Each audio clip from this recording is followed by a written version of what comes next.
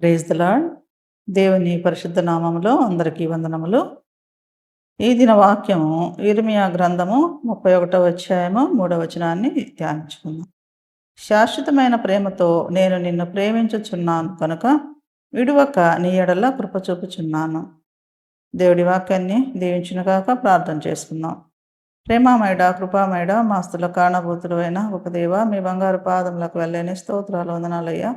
ఈ సమయం కాలంలో తండ్రి నాయన దిగో ప్రభా తండ్రి నాయన మీ వాక్యాన్ని ధ్యానించబోతుండగా మీ కృపతోడుగా సహాయం చేసి ప్రభా ఈ వాక్యాన్ని తండ్రి ప్రతి ఒక్కరూ కూడా నాయన తండ్రి దిగో ప్రభా తమ హృదయాల్లో భద్రపరుచుకొని ఆయన తండ్రి హృదయంలో నింపుకొనుటకు నాయన మీ కృప దైత్యమని నాతో మాతో మాట్లాడమని యేసుక్రీస్తు ఉన్నతమైన అతి పరిశుద్ధ నామములో వేడుకొని ప్రార్థన చేస్తున్నాం తండ్రి. ఆమేన్.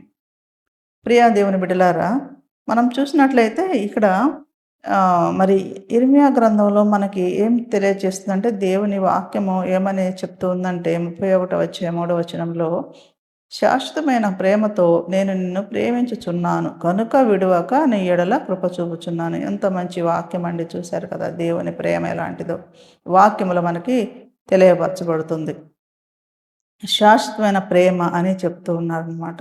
అలాంటి ప్రేమని అందించేది ఎవరు అంటే మన దేవుడు మనకు అందిస్తూ ఉన్నాడండి. మరి ఈ దేవుని ప్రేమ నిత్యమైనదని మనము తెలుసుకోవాలి. అవును కదా. మనుషుల ప్రేమ ఎలాంటిది అంటే పరిస్థితులను బట్టి మారుతూ ఉంటుందన్నమాట. కానీ దేవుని ప్రేమ ఎప్పటికీ కూడా మరి మారకుండా ఉంటుందండి. శాశ్వతంగా నిలిచిపోతుంది. నిత్యము ఉండేటువంటి ప్రేమ యేసయ్య ప్రేమ. అవును కదండి. మరి మనుషుల ప్రేమ ఎలాంటిది, మరి మరి ఇతరుల దగ్గర మనుషుల మనస్తత్వం ఎలాంటిదంటే మనకు తెలుసు కదండి. మరి ఏదైనా అవసరమైతే మరి ప్రేమిస్తారు. లేకపోతే ఏదన్నా డబ్బు కావాలంటే ప్రేమిస్తారు. లేకపోతే ఇంకేదన్నా మరి వాళ్ళ అవసరాల కొలది మరి అలాంటి విషయాలు మరి మంచిగా తను చెప్పినట్లు వింటే ప్రేమిస్తారు. ఇలాగా ఉంటాయన్నమాట. మరి వాళ్ళు ఏది చెప్తే అది చేస్తే ప్రేమిస్తారు. మరి ఇలాంటి విషయాలు డబ్బుంటే ప్రేమిస్తారు కదండీ. మరి ఆస్తి ఉంటే ప్రేమిస్తారు, పదవుంటే ప్రేమిస్తారు. ఇవన్నీ మనము గమనిస్తూ ఉంటాం ఈ లోకంలో ప్రియ దేవుని బిడ్డలారా. కానీ దేవుని ప్రేమ అలా కాదండి. మరి ఆయన మనకి విజయాలున్నా గానీ, లేకపోయినా గానీ, అపజయం జరిగినా కూడా, లేకపోతే మన దగ్గర ఆస్తి ఉన్నా లేకపోయినా, మన దగ్గర పదవులున్నా లేకపోయినా, గొప్ప హోదా ఉన్నా లేకపోయినా, ఏమున్నా లేకపోయినా కూడా దేవుడు మనల్ని ఏం చేస్తున్నాడు, నిరాకరించేవాడుగా కాకుండా ప్రేమించేవాడుగా ఉంటున్నాడండి. ప్రియా దేవుని బిడ్డలారా, ఈ వాక్యం మనకు సెలవిస్తున్నట్టుగా మనము చూస్తున్నాం అన్నమాట. అయితే మనం బలహీనపడినప్పుడు కూడా, మనం ఎప్పుడైతే బలహీన పడతామో అప్పుడు దేవుడు ఇంకా మన ఏళ్ళ కరుణ చూపి మనల్ని విడిచిపెట్టకుండా మన వెంటే ఉంటాడు కదా. ప్రియా దేవుని బిడ్డలారా, ఈ లోకంలో చూసినట్లయితే మన దగ్గర డబ్బంతా పోయిందనుకోండి, ఎవరు కూడా మన దగ్గరికి రారు, మనతో మాట్లాడరు కదండి. అవును కదా. ఈ లోక పరిస్థితి అలా ఉంటుందన్నమాట. మన దగ్గర ఏదైనా ఉన్నంత వరకే ఆ స్నేహం కానీ, ప్రేమ కానీ ఏదైనా ఉంటుంది. కానీ మన దగ్గర ఏమీ లేనప్పుడు, మరి అంతా పోయినప్పుడు ఏం చేస్తారంటే అందరూ దూరం అవుతారు. కానీ దేవుడు అలా కాదండి. మరి ఎలాంటి పరిస్థితుల్లో మనం ఉన్నా కూడా మనల్ని దగ్గరికి తీసుకునే దేవుడుగా, మనల్ని ప్రేమించే దేవుడుగా ఉన్నాడనేది వాక్యము సెలవిస్తూ ఉంది. ఇలాంటి పరిస్థితుల్లో కూడా దేవుడు మనల్ని ప్రేమించే దేవుడిగా ఉన్నాడనేది వాక్యం సెలవిస్తూ ఉందన్నమాట. అయితే దేవుని ప్రేమ కృపపై ఆధారపడి ఉంది కదండి. దేవుని ప్రేమ కృపపై ఆధారపడి ఉందన్నమాట. అయితే మన అర్హత వల్ల కాదండి. మరి మన అర్హత వల్ల కాదు, కానీ మనం ఏదో మంచి పనులు చేసినందువల్ల దేవుని ప్రేమ, ఆయన కృప మనపై ఉండడం కాదు. కానీ అయితే దేవుని అపారమైన కృప వల్లే ఆయన మనల్ని దగ్గరికి పిలుస్తున్నాడు. ఆయన ప్రేమిస్తున్నాడు కనుకనే మనల్ని దగ్గరికి తీస్తున్నాడు. మన ప్రేమ వల్ల కాదు. మనం దేవుని ప్రేమించట్లేదండి, కానీ మనం దేవునికి ఇష్టమైన పనులు చేయట్లేదు. అయితే ఇక్కడ ఏమంటున్నాడంటే మనం ఏదో మనకు అర్హత ఉందని దేవుడు మనల్ని ప్రేమించట్లేదు, కానీ మనం ఏదో మంచి పనులు చేసామని దేవుడు ప్రేమించట్లేదు. కానీ మన మీద ఉన్నటువంటి అపారమైనటువంటి కృప వల్ల ఆయన మనల్ని దగ్గరకు పిలుస్తున్నాడు అనేది వాక్యము సెలవిస్తూ ఉందన్నమాట. అయితే యేసుక్రీస్తు వారు శిలువపై చేసిన త్యాగము మనపై చూపిస్తున్న కృపకి అత్యున్నత నిదర్శనంగా మనము చెప్పుకోవచ్చు అన్నమాట. ప్రియా దేవుని బిడ్డలారా, మరి ఇక్కడ మనం గమనించినట్లయితే దేవుడు మనల్ని ఏం చేస్తున్నాడు, తన దగ్గరికి ఆకర్షిస్తున్నాడు. ఎందుకు? దేవుని చెంతకు మనం రావాలి. అపవాది చేతిలో మనం చిక్కుకోకుండా దేవుని సన్నిధిలోకి రావాలి. దేవుని చెంతకు రావాలని ఆయన తండ్రి కదండీ! మనం బిడ్డలం కదా! మరి అలా మనం ఆయన బిడ్డల కోసం ఆయన ఆరాటపడుతూ ఉన్నాడనమాట. తన దగ్గరికి తీసుకోవడం కోసం. దేవుడు బలవంతం చేయడు కానీ ప్రేమతో పిలుస్తాడండి. అవును కదా! దేవుడు బలవంతంగా రమ్మని చెప్పట్లేదు. నా దగ్గరికి రండి అంటలేదు. ఆయన ప్రేమతో పిలుస్తున్నాడు కదండీ! మరి ప్రేమ ఎంత గొప్పది అనేది మనకి ఈ వాక్యం ద్వారా మనము నేర్చుకోవచ్చు. తెలుసుకోవచ్చు. అయితే మరి దేని ద్వారా అంటే మరి ఆహ్, ఇక్కడ చూసినట్లయితే మనము వాక్యం ద్వారా దేవుని వాక్యం ద్వారా గూడా మరి మనము పరిశుద్ధాత్మ ద్వారా కానీ, మళ్ళీ అలాగే జీవితంలో ఏదన్నా పరిస్థితుల ద్వారా మన హృదయాల్ని దేవుడు మరి తాకుతాడనేది మనం తెలుసుకోవచ్చనమాట కదండీ! మన వాక్యం చదువుతున్నప్పుడు మనకి ఆ వాక్యంలోని అర్థము తెలిసినట్లయితే మనకే అది మరి అన్వయిస్తున్నట్లుగా ఉంటుంది. మన గురించే మాట్లాడుతున్నట్టుగా దేవుడు వాక్యం ద్వారా మాట్లాడుతున్నట్టుగా ఉంటుంది. మరి పరిశుద్ధాత్మ ద్వారా మనకి కొన్ని ఆలోచనలు కలుగజేస్తూ ఉంటారనమాట. అలాగా కూడా పరిశుద్ధాత్మ ద్వారా, అలాగే జీవిత పరిస్థితుల ద్వారా మనకేదైనా పరిస్థితులు ఎదురైనప్పుడు, అలాంటప్పుడు కూడా దేవుడు మన హృదయాల్ని తాకే దేవుడుగా ఉన్నాడనమాట. మనం ఆయన పిలుపుని స్పందించాలి. అవును కదండీ! అట్టి పరిస్థితుల్లో మనం దేవుని పిలుపుని గుర్తించి మనం స్పందించే వారంగా ఉండాలి. ఆయన్ను సమీపించే వారంగా ఉండాలి. అవును కదండీ! ప్రియ దేవుని బిడ్డలారా! ఎందుకంటే ఆయన నిత్యము మనల్ని ప్రేమించేవాడు గనుక, మరి ఆయన ప్రేమను మనం పొందితే నిజంగా ఎంత ధన్యత కదండీ!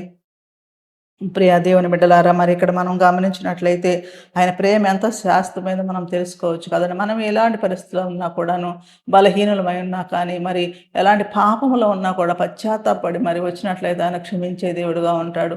మనం ఎంత లేమిలో ఉన్నా, ఎంత బాధలో ఉన్నా, ఎంత అనారోగ్య పరిస్థితిలో ఉన్నా, పోనీ మరి ఎలాంటి పరిస్థితిలో ఉన్నా కూడాను, మరి ఎంతమంది మనల్ని ఈ లోకమంతా మనల్ని కాదు అన్నా కూడాను, దేవుడు కాదు అనే దేవుడు కాదండి. ఆయన మన కోసం నిరీక్షిస్తా ఉన్నాడు. మన కోసం ఎదురు చూస్తూ ఉన్నాడు.